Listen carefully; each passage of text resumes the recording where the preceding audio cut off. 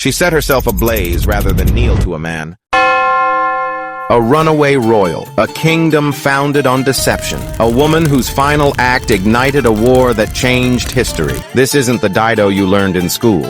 Born Elissa, princess of Tyre, she watched her brother murder her husband in a power grab. Instead of kneeling, she vanished, taking sacred relics, loyal followers, and treasure, a lot of it. They say she didn't just escape, she vanished with purpose. Sailors whispered of her ships raiding coastal shores, of hostages freed, of tribes displaced or absorbed. Some stories cast her as a diplomat, others call her something else, the leader of a roaming sea force, part settlement, part shadow fleet. In North Africa, a local chief offered her land no larger than a bull's hide, so she sliced the hide into thin strips, enough to claim an entire hill. That hill became Carthage, and that trick? It still echoes in tales of strategy and survival. Then came Aeneas, the Trojan hero wandering west. The Roman version says they fell in love, that he left her, and she chose fire over heartbreak. But other versions, older ones, say she had no intention of living under the shadow of another man's destiny. Dido didn't die of sorrow. She died on her terms. By fire, yes, but not as a victim, as a warning. Because whether Rome believed it or not, she'd rather burn than bow. Long after her ashes settled, Carthage would rise. It would battle Rome in 3 devastating wars. And in every clash, some say, her ghost watched from the coast.